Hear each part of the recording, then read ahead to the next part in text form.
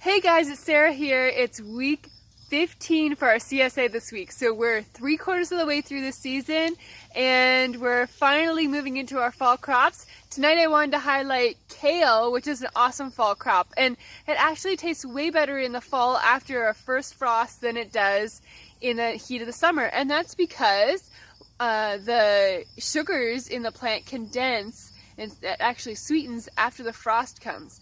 So fall is perfect time for picking kale, particularly like I said after the frost. But we'll start harvesting it now anytime into the next 5 weeks for our CSA. Probably won't harvest it every week because people get sick of kale pretty quickly. But kale is a great thing that you can add to smoothies. You can make kale chips. You can add to soups, stews, which is perfect this time of year. I add it to fruit leathers. We mash it with potatoes. I whiz it up in the food processor and then freeze it in little chunks in like ice cube trays, and then I use it in the winter in all kinds of smoothies and stews and sauces and things like that. So kale is really great. It's a versatile vegetable and it's super healthy for you. It's packed full of all kinds of wonderful nutrients, and it's in the brassica family, so just be careful if you're touch and go in the brassicas. But anyway, tonight I wanted to show with you 5 different kinds of kale that we grow here on the farm. So right here behind me, this is a red boar kale. You can see how it grows. It grows really tall. It actually grows up to past my waist. If you start it from spring and grow it right into the fall. This here, when you're picking kale, you want to pick all the lower leaves and then eventually pick up. So if you pick the top stems first, it'll stop growing because that's where the growing point is. So you want to make sure you're picking the lower leaves first. And typically those leaves are the largest ones as well. So it makes sense that you pick the bigger leaves and then leave the smaller leaves to grow. Now kale as well, it is cold hardy, which means it will grow into November and December. So when you're getting snow, it might still be growing as long as it's not too super cold. So we even have kale that grows over the winter, and in the springtime it'll come back and we can harvest it again. And that's the best time to actually have kale, after the fall or the winter, because that's when it's super sweet and the leaves are really tender. So if you have a chance to leave your kale over the winter and it does survive, that is the most opportune time to eat kale.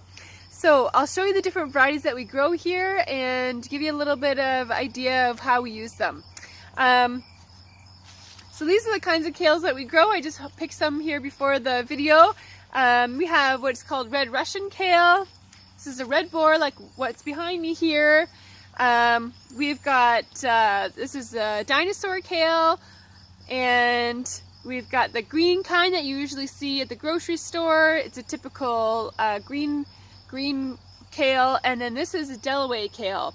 So they're all different and they're grown for a little bit of different purposes, and they also were kind of hybridized at different times too. So the Delaware kale is definitely an open pollinated heritage variety kale, but you don't see it very often. You can see it's got flatter leaves and they're a little bit more rubbery than the other ones, so probably best used in smoothies. You can eat it, it's great in a salad.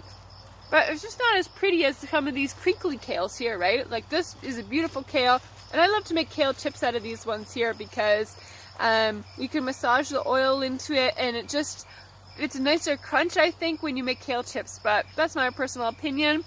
The red Russian kale is another kind of more heritage variety kale, and I like it. It doesn't have a very heavy flavor to it. So again, really nice in salads or smoothies.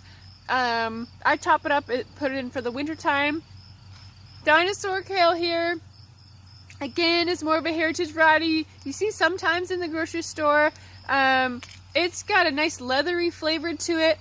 I know some people make kale chips out of it, but it's a little bit harder in texture. Yeah, so I like to cook this kind of kale because it's, yeah, like I said, it's just got more of that cabbagey kind of waxy taste or flavor to it and texture, so that's a great one to cook with. And then of course the curly kale again. This one I love to put in all kinds of places because of the color. Obviously purple isn't a color you see in the garden a lot, so it's a great one just to use basically wherever. I don't put it in soups or stews though because it does throw off the color a little bit, and I find that a little bit strange for people. They don't like purple soup, so, which is, to be fair, it's just kind of a strange color. So, hi Delaney.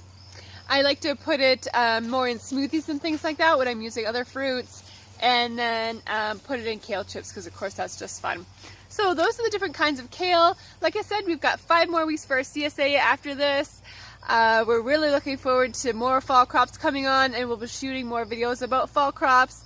If you have any questions about kale, or you're interested in any of the varieties that we grow, or you'd like to harvest some, let us know. We'd love to hear your thoughts, and we hope you enjoyed this video. We'll see you next week. Cheers!